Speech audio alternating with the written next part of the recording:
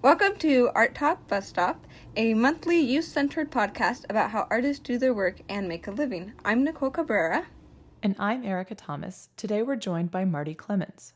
Marti is an archives technician at Portland State University's Special Collections and University Archives located in the Miller Library, and previously worked as the archives technician for KBOO Radio. They are interested in using archives as a place for queer activism. Welcome, Marti. Hello, thank you for having me.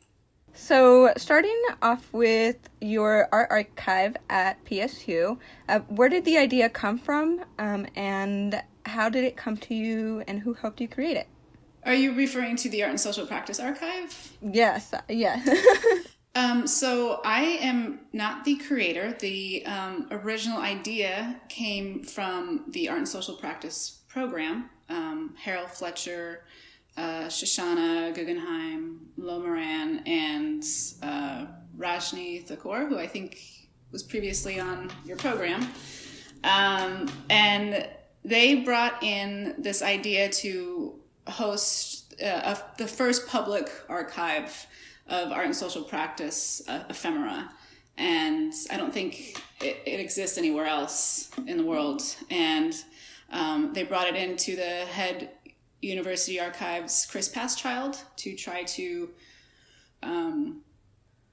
see if they could hold the collection at the University Library. And Chris is very gung-ho about it, as most archivists are when new collections come in or there's an idea brought in. And so they brought that in probably 2017. And then I started working on the collection in middle of summer of 2018. So, what did you study to become an archivist? Was it a clear path, or was there leniency to what you're able to study? Yeah, so I have a bachelor's in history, and most archivists go through the Master's in Library Information Sciences program with an archives-specific degree. I just kind of did my undergrad at Portland State and really became invested in archives and history. And I got the opportunity to work on a collection, which is now known as the Rutherford Family Collection. And it's a collection about prominent African-American civil rights family in Portland. And so I was just immersed in it and just knew that that's what I wanted to do. I wanted to become an archivist. And I started volunteering at the Oregon Historical Society. I got temp jobs at the Portland City Archives and worked at KBOO for a couple years with their archives. And so I just kind of, I learned from archivists throughout the city and just kind of did a hands-on approach. Did you always know that you wanted to become an archivist, or was this something that you kind of found out about once you started going to school?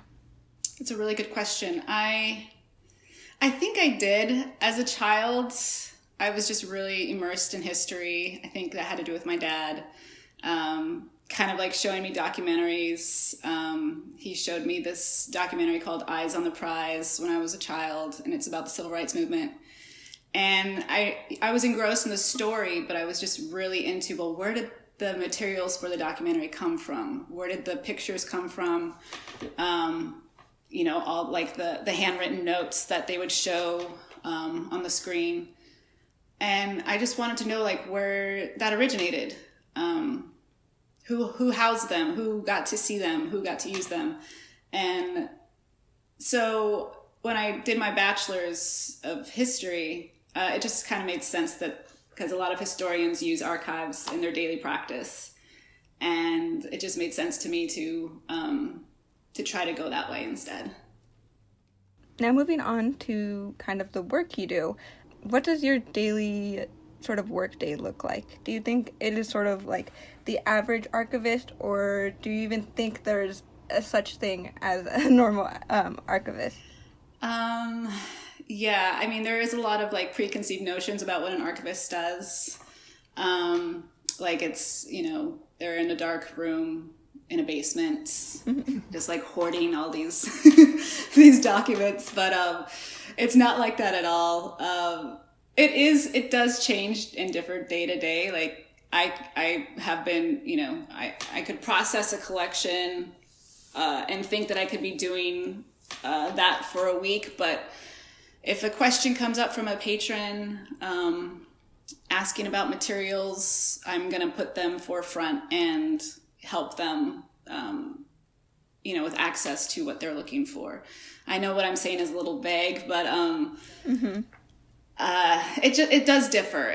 But every day it is working with historical documents and collections and making sure that those collections do get to be accessed by the public. That's my main goal, is to make sure that the materials get to be in the hands of those who need it.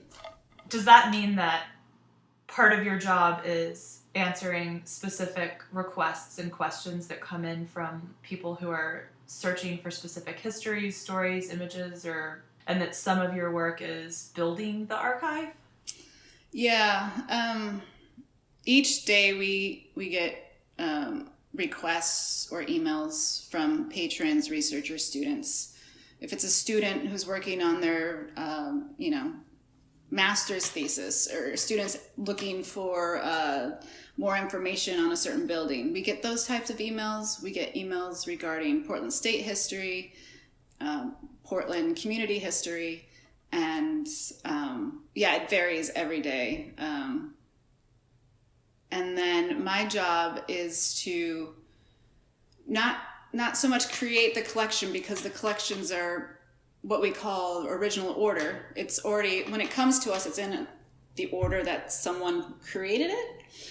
But it's my job to make sure that kind of makes sense as I'm putting it back out there to the public. So I will take these documents and put them in archive grade material folders and boxes, and create a finding aid. It's called a finding aid, which is just like, it's kind of like a reference sheet that people refer to find what they're looking for. The word that I'm really thinking about lately as I'm talking about this is responsibility. It feels like a huge responsibility to take care of these items that have been in maybe someone's basement for 50 years, or just collected, and somebody took care of this stuff because they wanted it to remain. And so it's my job to make sure that the materials are preserved, and that's when we use archive grade materials to house them and store them. Mm-hmm. Being that your job is relatively new, do you have any pieces that are older, or is most of the work that you have fairly recent? What would be the oldest piece that you have? Oh, that's a good question. So with special collections in university archives, we do have a rare book collection. That is not my specialty, but I will do my best. One specific book that we just received is the Malleus Maleficarum, and that's from 1490. It's a second edition. Sorry. Amazing. I'm sorry. Yes. I'm having a small panic over here because I'm extremely excited to learn about this. It's great. I love it. Do you want to just say for the listenership what that is so that we can clarify? Yes. I'm loving the enthusiasm. That's what we want. So that translates as the Hammer of the Witches, and what it is it was a text used by the Inquisition to identify and prosecute people suspected of witchcraft. And it's intense. I mean, it's not the oldest item we have, but it's like thick, and it comes in the thick cover with a lock. My colleague Carolee Harrison has really worked specifically with that piece during COVID. She created a YouTube video. I think it's online, like a page flipper. And I know that a bunch of history majors they recently have dissected the book, like in ways that, that's what our job is. Like, we house it, but it's up to the public, the students, the researchers to take it and create stories and, discover things that we don't do. So it's a fascinating piece. I highly recommend when COVID's over to come in and check it out. Yeah, it's a cool piece. But most of our collections, they range throughout time. I mean, I'm working with something right now from KPSU radio. And that's from the inception to current. So it's all over the time period. Cool. So the KPSU radio station, that's the PSU radio station. Yes. Yeah. And you're talking about ephemera from the radio station, is that right? It's everything. So it's broadcast lists, it's T-shirts, it's how they promoted themselves. So that's like pencils and stickers, matchboxes. But it's also like the day-to-day grind, finances, admin notes, how are we going to keep KPSU running, basically. Yeah. You talked about how we should come in once COVID is over.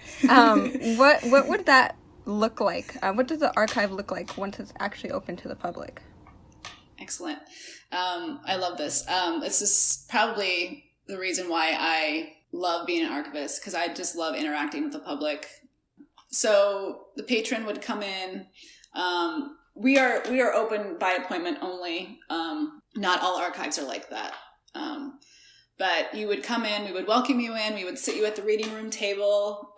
We would have you sign out a sheet of your name and contact information and why you're there. And that just, that gives us an idea of what collections are used most. And I would go into our archive space and pull out the boxes or folders that you requested. And I would tell you not to have any food or drink near the collections. And yeah, I would just lay it out. And, if you wanted to talk about the collection or the ideas you have, we could go back and forth on that. Or I could just let you browse and, I'm just right around the corner if you do have questions. But this is the point of my job because, I just see so many people come in with questions or ideas, and then they walk out with 5 more questions and ideas, and it just grows. And certain items that I don't necessarily think would be interesting, really, people just grab onto it. Like, it makes this personal connection with people when they come in and they're just like, I had no idea, I'm going to come back next week. And that excitement and curiosity is something that I'm really into. What's one of the weirdest things that somebody has gotten excited about? Well, I wouldn't say it was weird. I guess, his name is Jay Ponteri. He came in asking to view the Rutherford collection, working specifically with Friedel, who was the matron of the family. And he really was gravitated towards her daily journal books. And it wasn't her journals. It was like a calendar, a daily calendar. And a lot of the times it was just like she wrote, dropped bread off to the neighbor. Or the next day was like, took Otto, her husband, to the doctor. And then days would be blank. And, he just saw this calendar, and just, I think he created a poem with it. And it just made me realize that, the historical figure behind these collections are also very human. They're just like us, really. But yeah, so that was just really cool to witness him being very giddy and just coming in every week looking at the day planners. And you mentioned the Rutherford collection. Could you just say one more time? I think you alluded to it really briefly at the beginning, but can you just speak briefly again about what that is? Yeah, so it's the Verdell A. Burdine and Otto G. Rutherford family collection, and it's about a little over 100 years worth of material that Verdell collected in her home. They were prominent citizens of Northeast Portland. And, they worked within the Black community. They were members of the NAACP, Culture Club, the Elks Club, and they helped write the Oregon Civil Rights Law, the Public Accommodations Law. But she kept everything. And something that's very specific about that is that, I just think like she didn't see herself in a lot of the day-to-day media. And when she saw, her neighbors' names in the newspapers, or she saw someone she knew, she would keep it because she just knew, like, the internet didn't exist when she was doing this.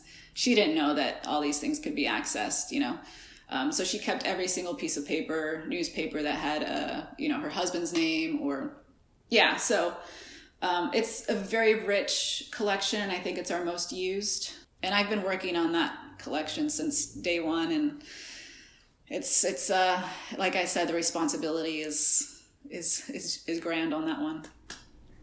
I'm sure you get a range of weird and interesting and boring stuff. So what is deemed worth archiving, and is there a system to determine what is archived and what isn't? So that varies with each archive. With Portland State, it has to have a lot of the times it has to have a Portland State connection, or someone within a Portland State alum would bring it in. But that's not the case with like city archives. Like they would just take most of the city materials. What is deemed worth archiving is, I think, a really important question, because I think that gets asked a lot. It's like, well, why is this person's story kept, but others aren't? Why is there are certain voices from a particular area, but not the same from another one? It's I think those are very important questions to ask, especially in terms of what kind of collections are in the archive. Because now I think with like the Black Lives Matters movement, it really brings to the forefront whose voice are you hearing and whose stories are you hearing and which ones remain. And I think that's a way to look at archives too. It's like, okay, well, here's someone's story in this collection, but who's being left out and why? Mm-hmm. I wonder if you've had any interesting collaborations with artists where you're playing the role of historian or archivist and helping an artist produce a project. I'm really excited to see where this art and social practice archive kind of flows, because the idea with that is just towards the end, like right before COVID, that was our most used collection. And it was just people wanting to come in and view art and just see what was there. But I would really love to see items from the collection being used by other artists to like work off of. I don't know, I just see when I view the items in the Art and Social Practice Archive, I'm always inspired by the work that artists produce. And that's just on a personal level. It's not as an archivist, but I just feel the voices within that archive are just so current and really trying to say something. And I just feel like if other people came in and used it, it would, it's just a way to connect people together. I don't know if I answered your question, but... Yeah, I know what I sent in to the archive. I think I sent in some kind of a book, artist book or zine kind of object, but what kind of stuff is in the archive? In the paper form archive, so there's two aspects to the Art and Social Practice Archive. There's the paper archive, and then there's the digital aspect, which we are in process of working on. So there's a lot of artists that are connected to the program. It's a lot of abolition art. It's heavier topics, but also fun. These artists are creating works that just translate it in a different way, like for people that don't necessarily know what abolition is or what prison reform might be. So there's a lot of that. It's just a lot of like current topics, social justice, and then there's like fun karaoke songs, like. Yeah, you get inspired by some of these pieces, maybe not in an art way, but have you ever maybe thought about creating art with the inspiration that you've seen? Yeah, definitely. That's a question that opens up to vulnerability there, which I'm all for. I write poetry and write songs, and I'm definitely inspired, and it might not be like towards those two creative forms, but it's definitely in my head, and it just has inspired me to look into issues or do more research on my own. Like mutual aid is a huge thing for me right now. Just like really just seeing some of these materials and just being inspired in certain ways that how I live my life. I was having a conversation with this artist yesterday who referred to the concept of like the artful life as thinking about our lives as our practice, not just the stuff we make, but like the actions that we do. I think that's such a beautiful concept. Yes, exactly. So since the world has currently been in the middle of a pandemic, what has changed about your jobs? Do you still have to go in to work, or are you able to work from home? Yes, so there's 4 of us in special collections and university archives. Two of my colleagues, Rhiannon Cates and Carolee Harrison, are going into the archives about once a week. To answer patron emails and scan things that they request. We want to have that connection still. I think towards the beginning of COVID, it was more like, well, how can we do this? I think everyone was asking that. I took the first part of COVID and worked specifically on the art and social practice digital aspect, which can be found on PDX Scholar, which is the library's platform that makes PSU faculty, staff, and student work accessible in like PDF format. And so Lo and we've been working consistently on that, trying to upload art pieces and create biographies. But then I have also brought a collection home. I brought 2 collections home. They're very small, but I did get the go-ahead from my boss to do so, because, archives, they are temperature,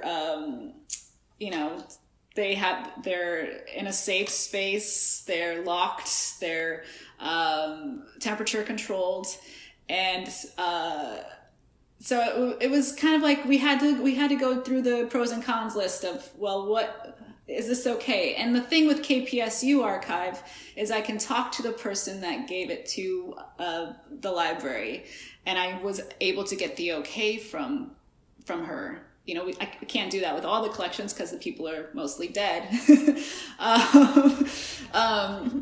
But then, so I also brought home one box, which is the Lesbian, Gay, and Bi Alliance chapter of Portland State that started in the 90s.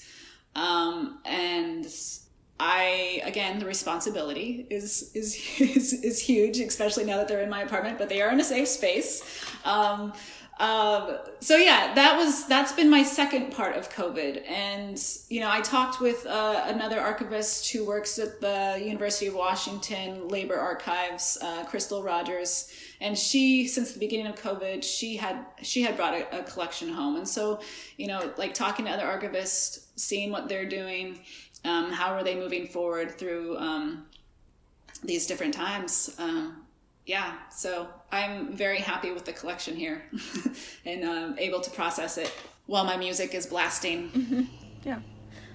Sort of a more silly question. Have you ever had like an oh no moment while like taking care of something? Maybe you don't have to say anything if it might get you, fired, but in trouble. Yeah, who's listening? I don't know what an oh no moment would be. I guess like something that I couldn't find right away, even though I know it exists. Because when you take out an archive box and there's like 50 folders in it, and all the folders are filled with like microfiche paper because it's a copy of a copy, and you're like trying to find it. It's there. You panic because you think it might be lost, although it's not because it doesn't go out of the room. So it's just kind of like spur of the moments like that. I think it could also be like that one person or patron didn't hear you say no drinks, and then they have like a drink next to these historical documents, and you're like, oh. That's kind of amazing that you never had like a coffee spill or something like that. Nope. Incredible. I know. At least not with me. I don't know about no, I would have heard about it. I really would have heard about that. Not on Marty's watch. Yes. Thank you. I wanted to you mentioned Lo, who I know you mean Lo Moran. Yeah. Lo, so I've been working specifically with Lo since I started working on the on the Art and Social Practice Archive. They would come in once a week and drop off materials to be housed in the paper archive. And I really enjoyed discussing with them what they were bringing in. And it was my job to write descriptions for each piece. So they would talk about the pieces and I would write it down. So then that would be going onto the finding aid. And like I said, how the work within that collection is really inspiring because it's the way that even Lowe's energy regarding it, their dedication towards the project. It's just a cool like professional relationship that we have that's really inspiring to me. There are lots of types of archivists. Is there a type of archive that you would love to work on? That's a really good question. And you don't need to have like any like special training in it. You could just like magically have like the requirements to take that job. Well, the dream was always to work on your favorite band's catalog and tour notes and photographs. I mean, that's like, I dream about that a lot. Like, some of my favorite bands, I'm a 90s child, so yeah, I would love to like see the inside scoops of like why they wrote this song or, what was that tour fight about?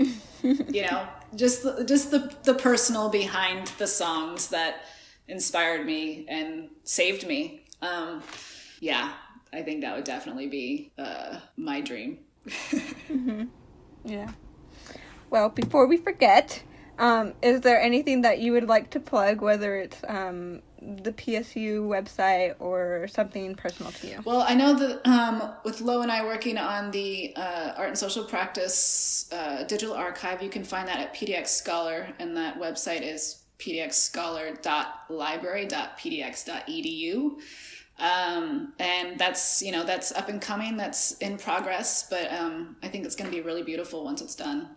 Well, for listeners of the show, you can check out our show page at kboo.fm/program/art-talk-bus-stop. And we also have a YouTube channel, which you can find by searching Art Talk Bus Stop on YouTube. Thanks to Nicole's awesome work for setting that up. Thanks, Marti, very much for joining us. We really enjoyed learning about archives today. Thank you for having me so much. It was fun.